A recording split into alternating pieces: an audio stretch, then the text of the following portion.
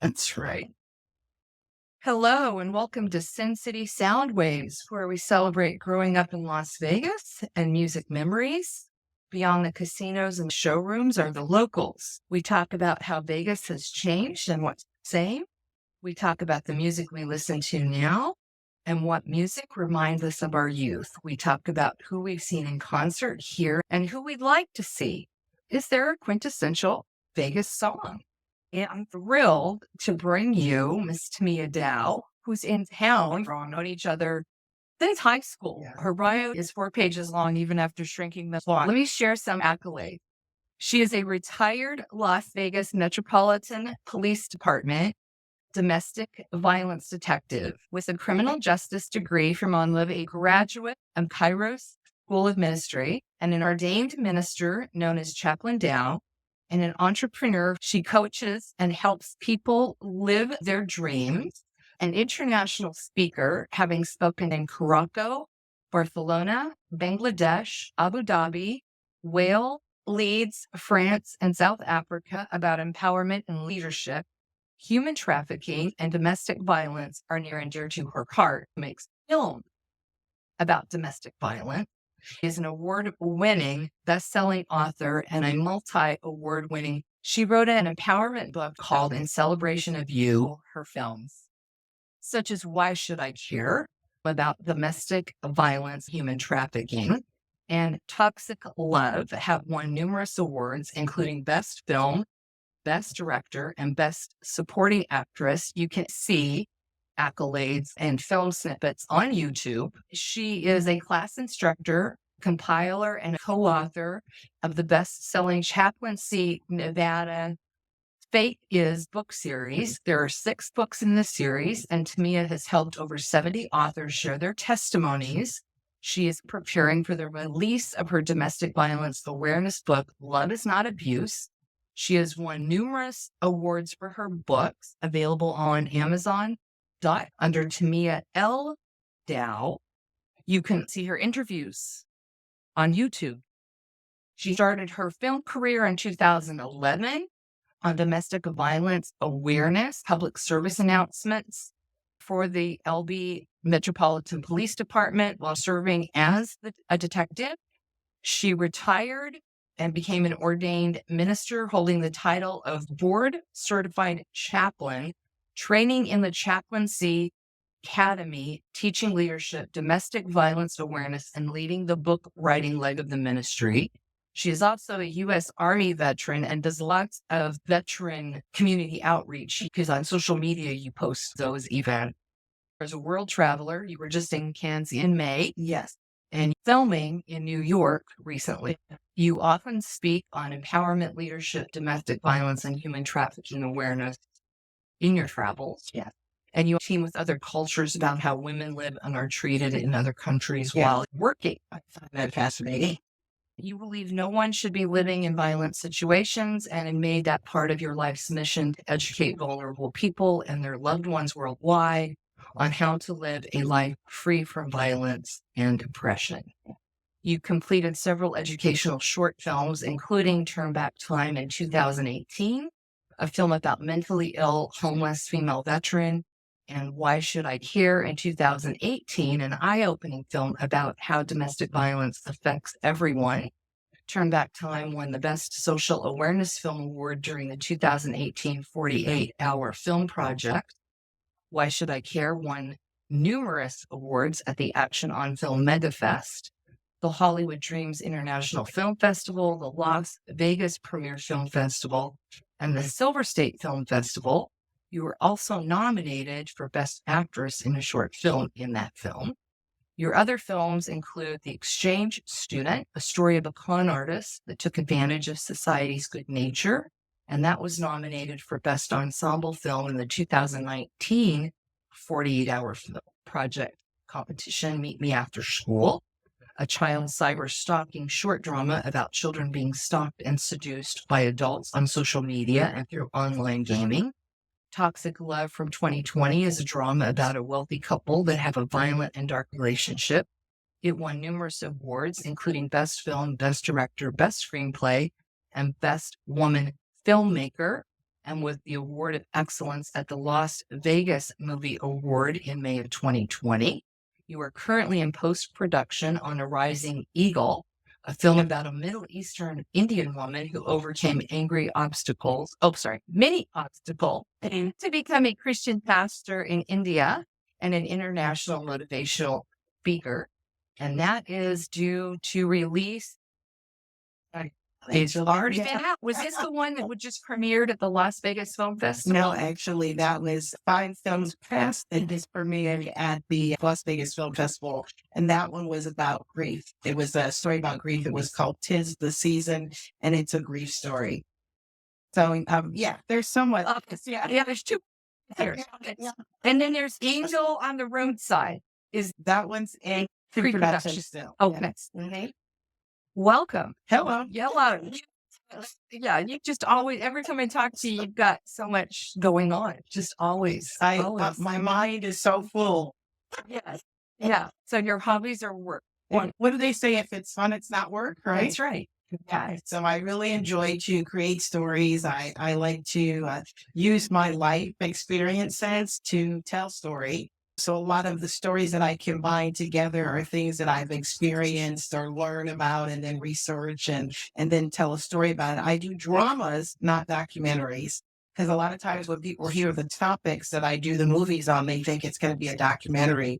But I prefer drama because I'm the type of person who likes to, I'm not a big doc person. Yeah. But I know our audience. So if you think about the after school specials, remember those, right? Yeah. So I tell them in a short format, but you get the message across and you have a beginning, middle, and end to the story. And then there's a resolution at the end. So if let's say if someone's dealing with domestic violence or they're in a sex trafficking situation or they're dealing with mental illness, at the end, there'll be some resources, some closure. Exactly. Yes. I think it's very important. Yeah. Great. We're happy you're here. Okay. Yeah. For at least a couple of weeks. And then I'm off again. I'm on my way to Spain for the film festival. Okay. And "'Tis the Season" will be in this film festival in Spain. Okay. Let's jump into it. So let's start with, what schools did you go to here in the Las Vegas Valley? I went to Chaparral. I'm the baby in the class. And you were actually globetrotting at our last high school. I think I was in Spain, actually. I think yes, so. At the same film festival with Yeah, because we were on Instagram sending you all kinds I've been at most of them. I think I only had missed one before that. And I didn't come to the last one, and you went to the last one. Right, like back and forth. Yeah. I'm very thankful to God that a lot of us are still here. Yeah. To be able to come and hang out with each other and see how we're doing. And I really like seeing, because several of the people from my class have printed me on Facebook and stuff like that. I love seeing their families and how they're doing. I'm happy to celebrate with people. The only people on Facebook are my classmates, family, and some family. Yeah. But when people post on Facebook, I like it when they post real stuff. You know, like when they post, "Hey, listen, I'm struggling." You keep it real on Facebook. Yes. I really appreciate that, because I didn't share this with you, but in July, I lost 7 friends in July. We lost 3 2 weeks ago. It's been a really rough time. We got notified of 3, or they all passed? They all passed within 3 days. It was really rough. So what we have to remember and realize, someone talked me down off the wall on this, I'm like, I can't believe it. Yes. And they said, you know what? You're getting older and people start to pass away. It was really unexpected. It was just, it was really emotional. It was really a rough time. Yeah. But I will say this about Facebook. It was nice to be able to say, hey, it's rough. But the prayer request and the outpouring was very unexpected, and the support was incredible. That was really a blessing. I didn't expect that to be a downer right here. You know, it's weird to say I'm a chaplain and everything. Yeah. That's a part of life. Yes. It's a part of life. Right. Yes. So my encouragement to everyone when we think about this is, number one, talk to everybody you can.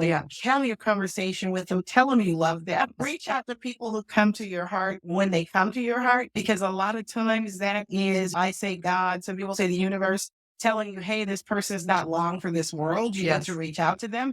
Or maybe even they're in a dark situation where they may be considering, we're going to a dark place now, but they may be considering taking their own life. And all they want to do is hear that somebody cares. Yes. Because when you get the voices in your head telling you, oh, nobody cares about you. Look at you. You're You're doing alone. it right. And just somebody sending you a text message. Hey, just wanted to check in on you. Hey, how you been? And then give them that 5 or 10 minutes. If they decide to call you right away, pick that phone up. Because a lot of people are like, oh man, I just wanted to text you. I didn't really want to pick the phone up, because that few minutes that you give them could be the difference between them ending their life that day, or them carrying on and believing that people care about them in this way. That connection matters. It matters. It really does. It's huge. So let's talk about your music's a connection. I really Yes, believe it is. that. And music has saved a lot of us a lot of the time. Yeah. Sometimes when you're having the worst moments in your life and sometimes the best in your life, it's that music that makes that connection, or our memories. And I think we all have those fond memories, that first piece of music we bought, or hey, that music triggers a memory. Do you remember the first piece of music that you ever bought, like with your own money? I have to have this piece of music, or I want it and I saved up for it. So do you remember the first piece of music you bought for yourself? I do. It was the Jackson 5 album, Okay. ABC. Did you have to save up for it, or did you did you like, oh, my dad, I really want you to take me to get this? It's a good question, Tim. Probably allowance. It's probably allowance. I live in Ohio at the time, and I know you're going to ask me the concert question, and that's actually the first concert that family ever went to. My mom took the kids. I have 4 siblings, so my brothers Zelly and Taya are in the class of 82. Okay. And then I'm in 83. And then I have a younger brother who ended up going to Valley, some Chaparral area before he graduated. She took the whole family to Cleveland, and we saw the Jackson 5 in concert. And I remember when we were all that young, I remember all the teen magazines at the time. Who Does Your Heart Belong To, Donnie or Michael? Do you remember those magazine covers? I remember the choices. I remember Michael or Donnie, but I can't remember the I remember thinking, why do I have to make a choice? It's like, why do we present? What was that? Teen Beat or something? That's so funny. I'm like, why do I make a choice? I remember Teen Beat. Best concert you've ever seen in Vegas? Prince. So I went to a Prince concert for my birthday probably about 20 years ago. My friend, our mutual friend, Brian Scott, took me. Brian K. Scott, Rancho High School. Who needs to come on the show, and I keep trying to get him on the show. Used to be our city attorney. He retired about a year ago. But yeah, so he took me to go see Prince for my birthday, and it was priceless. Literally, I've always been a big Prince fan. Could sing all his songs. I saw Purple Rain. I like and enjoyed Prince and his performance, and I was very sad when he passed away. There's when Michael passed away, when Prince passed away, and then oddly enough, when Heath Ledger passed away, that just broke my heart. And what really broke my heart about, I will say, he and Prince is their people, their management, the people that were around them contributed to their death, because they didn't want to pick up the phone and make notifications and do what they needed to do to possibly have saved the lives of Bruce too. There were people in the room, but they didn't call the police. Things like that kind of irritates me, because people are more worried about image and media as opposed to somebody's personal health. He was dying, and they're trying to figure out what to do. 911, all the police. Where did Prince perform that you saw him?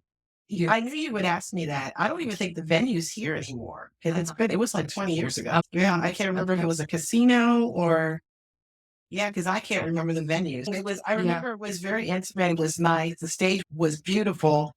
It could have been a showroom somewhere at a casino, but it was bigger than that. You know what I'm saying? It was more like a stadium-ish, but it was designed for concerts and stuff like that, like night shows. Was it from the MGM? It doesn't ring a bell. I saw Janet Jackson at the MGM. I don't know. It was so long ago. Who would you like to see perform in Vegas that hasn't? So I saw this group. The group is called For King and Country, and I saw them perform. They performed in Henderson at the arena out there in Green Valley, which is now Lee something arena. It used to be called something else before that. But Dollar Loan Center, maybe? No, I don't know.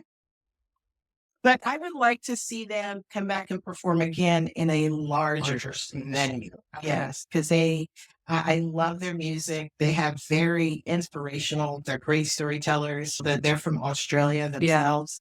But you can tell from their singing and sure the dancer, some really like the inspirational songs, great videos. That would be who I would like to see again here. When they have a large enough Christian community, some of our listeners may be beyond the Las Vegas Valley, may not know this, but Las Vegas may be known as Sin City, but we actually have more churches per capita than any other city in the world. So we have a very large Christian community. Yes. Yeah, they would have enough following.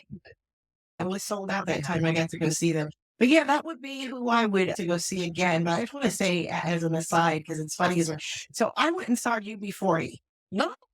Like 2-3 weekends ago. They were so good. They're like super. We're showing our 80s age. That's definitely showing. That's all right. Age. Hearing the song, and of course the famous one, Red Wine. That was Red. And they had some new stuff. They're releasing a new album and stuff. But it was just really cool to go see it. And it was all people our age. There was some young people there, but for the most part, it was our folks. I enjoy going to see concerts that you're going to end up seeing people that aren't our age.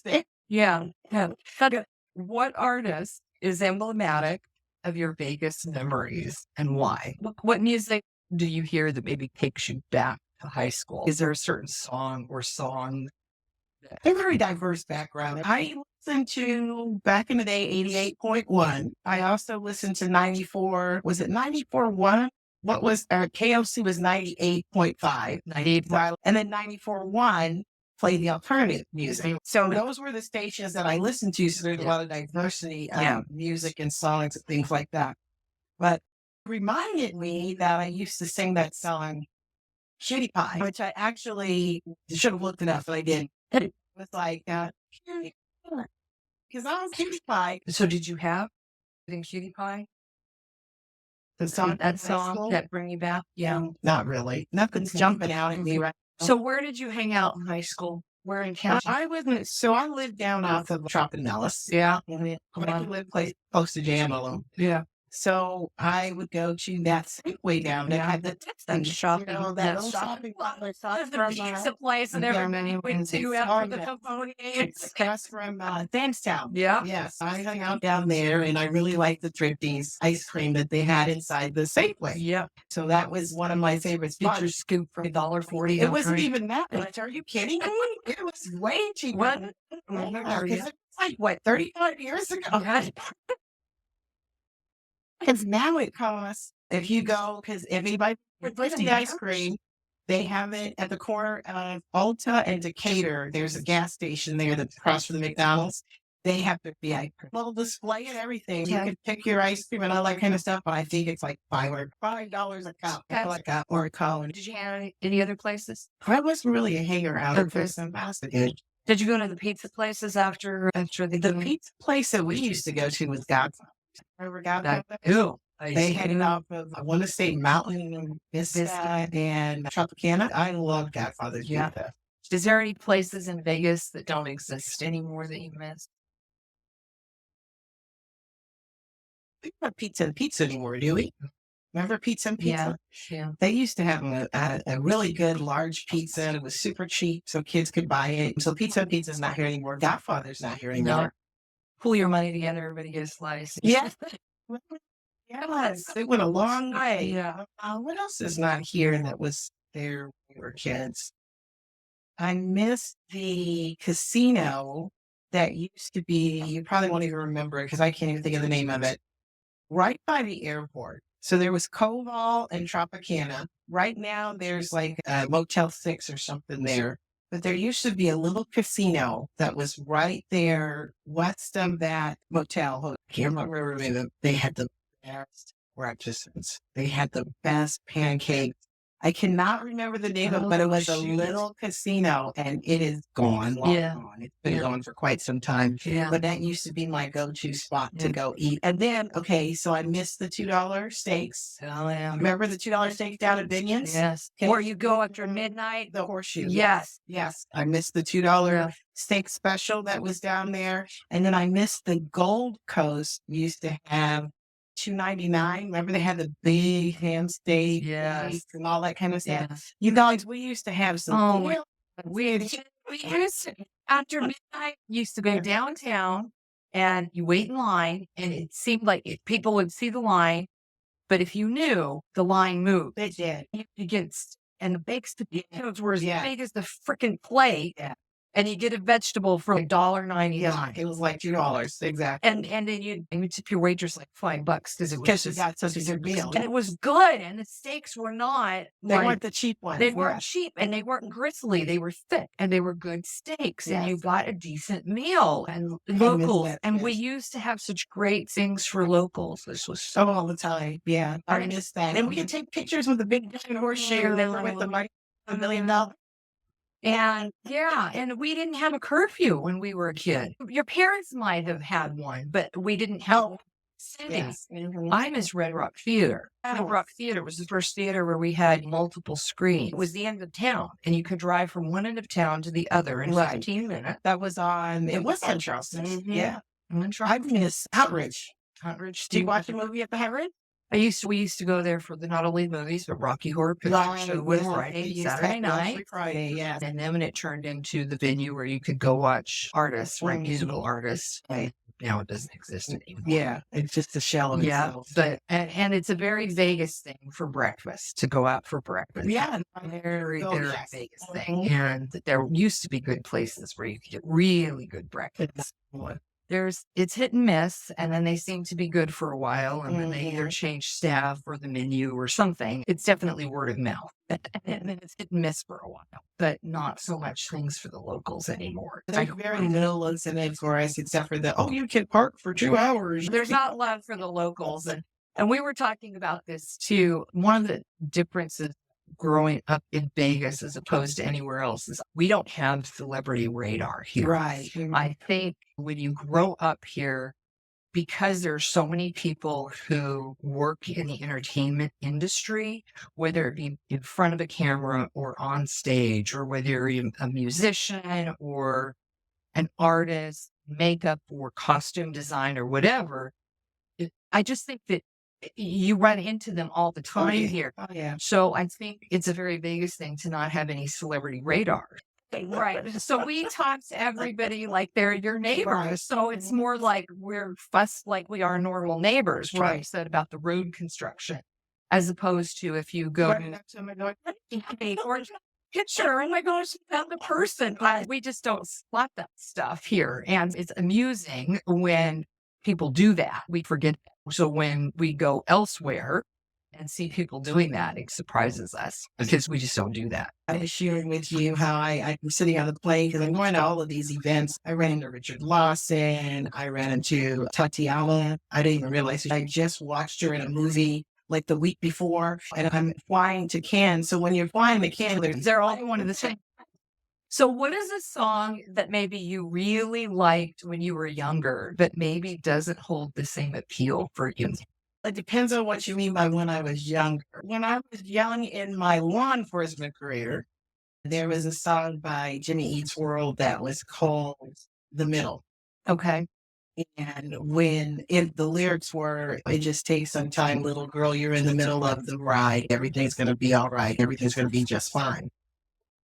In law enforcement, you get different assignments, and sometimes you love your assignments, sometimes you don't. I happened to be an assignment I wasn't super happy with. So someone helped me get through because it was like they was telling me, listen, just hang on. It's going to be okay. You just have to do this for a certain period of time, and then you can move on to something that you want to do. Okay. So that was something that really, it had a key meaning for me. It got me through. Yeah. Now I'm not in the middle. I'm past that career now, so it doesn't have the same meaning that it had when it was getting me through. But it was still a powerful reminder. Every time I see it, I literally have a moment because I realized how important that song was to help me stay focused and to get through. Was that like on repeat in your head at the time? Yes, constantly. The other one was, you guys are going to laugh about this because we have briefing in law enforcement, and you're in briefing, and sometimes people say stupid stuff and blah, blah. And the song that would always come to my mind was this: y'all gonna make me up in here, oh, crazy. Do you have a song or an album that you think is like the most underrated? Like people should really be aware of this album. Make Eyes. I hadn't talked to you about this one. But so Make Eyes is one of my favorite albums. I'm trying to remember what it's called, the album itself, but the song that's on it that stands out to me is Promises. You make me promises. So I really like that song. So Make It Eyes. I used to play that song or that album. Yeah. We had such great music in our time. We really did. I have a lot of really good albums. I have Depeche Mode. I'm a big Depeche Mode fan. I pretty much love almost all of their songs. They're coming back in December.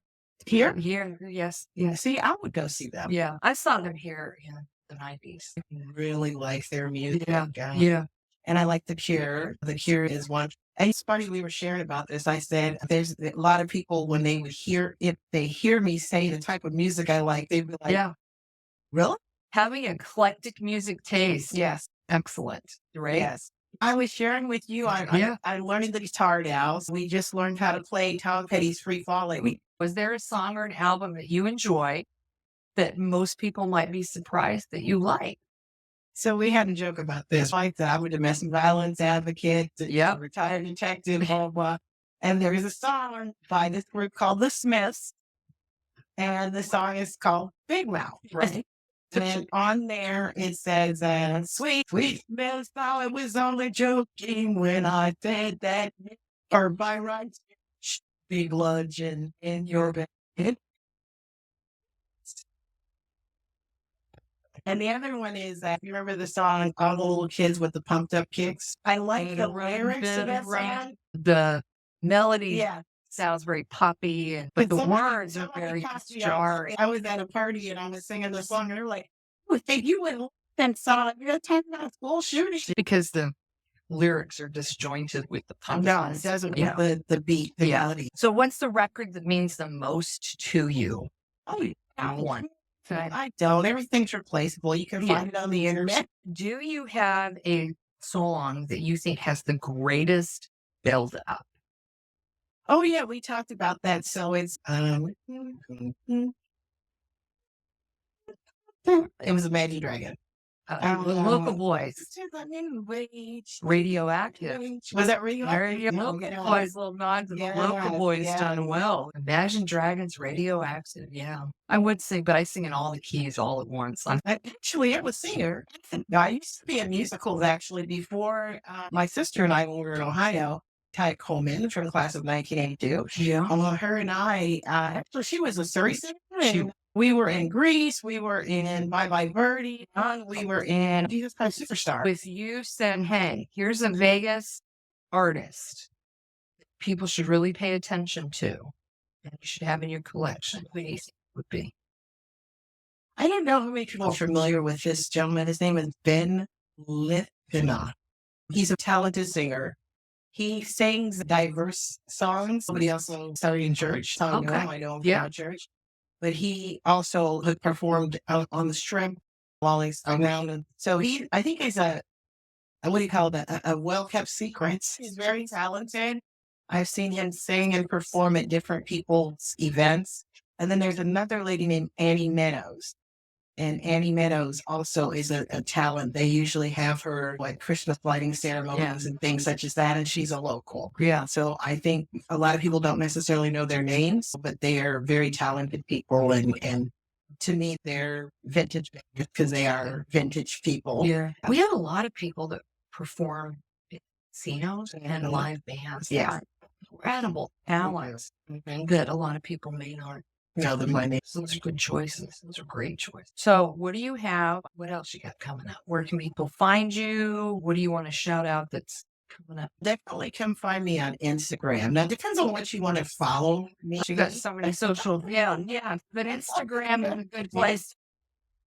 That's where I text you. It's the easiest place to find you because I know if I text you personally, you never know if the satellites will find you. So Instagram is easy. Yeah. So I usually tell people direct messages on my social media is usually the best way to get a hold of me because I don't answer phones. I really don't. If somebody calls me on my phone, I don't pick it up. If you haven't scheduled a call with me and say you need a call,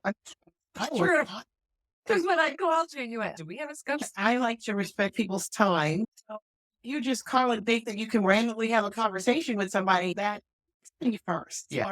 Where are you? I could be doing some of my veteran stuff. Even scheduling lunch for you was That was such a challenge. We'll do it though. Yeah. well, I'd have to wait till you're in town and everything. I know. And yeah, you guys, when I'm in town, I love to catch up. So all our chaparral folks, make sure you shout out to me. But anyway, let me tell you. So Chaplain Dow on Facebook. So that's CHAPLAIN space DOW, which is my last name. I still have my last name from high school. And on Instagram, it is Tamia_Dow on Instagram. And here's the thing. I don't post everything. I think you're going to see me post something about being on Kelly's show. Yeah. April. Yeah. I saw it. I always have, like, one person was looking at me and I had posted some And this stuff won't air for several weeks. So then I'll definitely be out of town. But Yeah. I was in New York and then I came back and then I posted some pictures from New York. Oh, you And you were like, no, that was a month ago. I need to get the posting. I would really appreciate people reaching out to me. You can find me on the Internet Movie Database, IMDb, under my name, Tamia Dow, and it'll show you some of the movies that I'm working on, and it'll show you some pictures of me and some things such as that. Let's see, my next project is going to be a film that's going to be filmed in Sweden, and that's going to happen at the end of the year. It's another socially conscious film. It's a feature film, and it's about a woman who, you guys all know, right? It happens on Facebook. You have this gorgeous man, or gorgeous on your gender, right? That friends you and tells you their sad story about how they're a widower and they just have one and they work on a ship in the middle of the ocean. Red flags everywhere. And they want to be your friend. Can you just please be their friend? And before you know it, they're like, hey, can you send me $300? Can you send me $1,000? Can you blah, blah? Story is based around that concept. And it's going to be an interesting thriller about a woman who does friend somebody on Instagram or on a social media, because you can't use a name on social media. It talks about her actually going to so-called meet this person and what happens when she does. Thank you all for listening to Soundwaves. Please support our podcast as we get going by giving us a follow on social media and recommending us colleagues. Thank you to Chaplain Dow for being with us today. Make sure to follow the Sin City Soundwaves podcast on our social media at Facebook, Instagram, Linktree, and X. Sin City Soundwaves podcast is a production of ThirstySinProductions, created, hosted, mixed, and engineered by Denise Shaw, PhD, produced and written by Denise Shaw, PhD. Find out more about former and upcoming Sin City Soundwaves podcast episodes and our sponsors on all social media platforms through the Sin City Soundwaves podcast link tree.